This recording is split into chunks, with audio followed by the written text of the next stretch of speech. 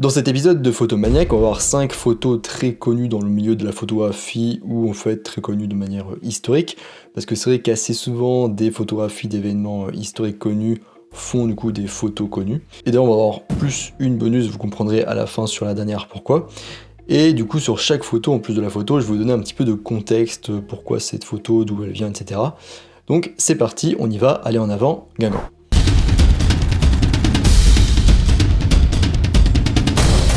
Avant de commencer, je vous rappelle que vous pouvez retrouver l'article sur le même sujet beaucoup plus complet, parce qu'en effet, il compile 101 des photos les plus connues de l'histoire de la photographie. Donc je vous laisse ça en description, et aussi en haut à droite de la vidéo ou dans ma description, vous pouvez accéder à ma formation gratuite sur les bases de la photographie, donc je vous invite à y aller et à vous y inscrire si ça vous intéresse comme sujet. La première photographie de la découverte du Machu Picchu par Hiram Bingham en 1911. Imaginez que vous traversiez une région inconnue et que vous tombiez sur l'un des sites géographiques les plus importants du monde. Eh bien c'est ce qu'a fait Hiram Bingham, ou Bingham, je ne sais pas trop. Et d'ailleurs il n'était même pas photographe, mais c'était en fait un archéologue américain. Avec une équipe d'explorateurs, il était à la recherche de Vilcabamba, la dernière forteresse Inca. Un fermier local lui a dit, ainsi qu'à son équipe, qu'il y avait des ruines au sommet d'une colline. Après 6 jours de marche intensive avec du matériel photographique et d'excavation, ils ont atterri à Aguas Calientes. Là, ils ont trouvé un guide qui les a emmenés en haut de la colline. La végétation avait presque recouvert totalement les terrasses et les bâtiments en pierre, mais on pouvait toujours entrevoir qu'autrefois, une ville s'était dressée ici dans ce précipice isolé et accidenté. Bingham installa son trépied et son appareil photo à cet endroit précis. Il a passé l'après-midi à photographier. La première équipe américaine à avoir atteint le sommet de l'Everest par Barry Chop en 1963. L'ascension du mont Everest est l'un des défis les plus extrêmes connus par l'humanité. L'ascension de cette montagne géante qui se trouve au Népal et en Chine attire beaucoup de monde chaque année et malheureusement de nombreux alpinistes meurent en essayant de la gravir. Et d'ailleurs souvent leurs corps ne sont pas récupérés car cela demande beaucoup trop de moyens et c'est beaucoup trop risqué et ça demande aussi beaucoup d'argent. Et en 1963, cet exploit était beaucoup plus difficile à réaliser qu'aujourd'hui en raison de l'absence de technologie. Cela n'a pas arrêté Barry Bishop et son équipe qui ont fait une expédition et capturé cette photo.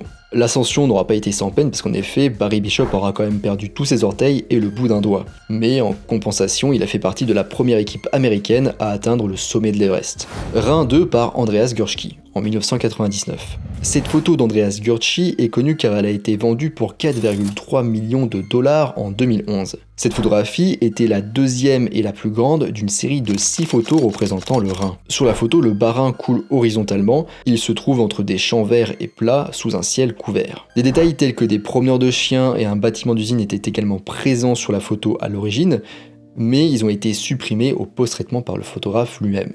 Gursky a créé un grand tirage couleur de la photo et l'a monté sur du verre acrylique. Il l'a ensuite placé dans un cadre. La photo mesure 190 cm de haut pour 360 cm de large. Première photographie aérienne par James Wallace en 1860. Il y a 162 ans, James Wallace a capturé cette photo emblématique de Boston. Ce n'est que 34 ans auparavant que Joseph Nicéphore Niepce avait créé la première image permanente. Alors ce n'est peut-être pas la plus ancienne des photos, mais c'est la plus ancienne photo aérienne jamais prise. Encore que Gaspard Félix Tournachon avait photographié Paris en 1958, mais cette image hélas n'est plus de ce monde. En combinant un ballon et un appareil photo, James Wallace a pu s'élever jusqu'à 610 mètres de hauteur avant de photographier le sol sous ses pieds. Cinquième et dernière photo, déjeuner en haut d'un gratte-ciel en 1932. Ce qui est étonnant, en plus de la photo en elle-même, c'est que nous ne connaissons ni les noms des sujets de cette célèbre photo, ni celui du photographe. Cette photo d'ouvrier prenant une pause déjeuner au sommet d'un gratte-ciel donne le vertige aux spectateurs, mais attire aussi son attention sur la vie très risquée que menaient les ouvriers construisant le Rockefeller Center. En effet, dans la première moitié du XXe siècle, des dizaines d'ouvriers sont morts après des chutes mortelles en construisant divers gratte-ciels. Cette photographie a en fait été mise en scène dans le cadre d'un coup de pub pour ce groupe d'immeubles. Mais ce qui est encore plus étonnant et intéressant, c'est qu'il y a une deuxième photo, en fait une photo en plus de la photo. C'est une photo un petit peu de derrière les coulisses. Et limite cette photo elle est encore plus impressionnante et étonnante que la photo d'origine, parce qu'on peut voir le photographe qui est en train du coup de prendre la photo. Il est en équilibre à moitié sur une jambe, on a l'impression, et en plus il tient son appareil photo donc il peut même pas se retenir s'il tombe.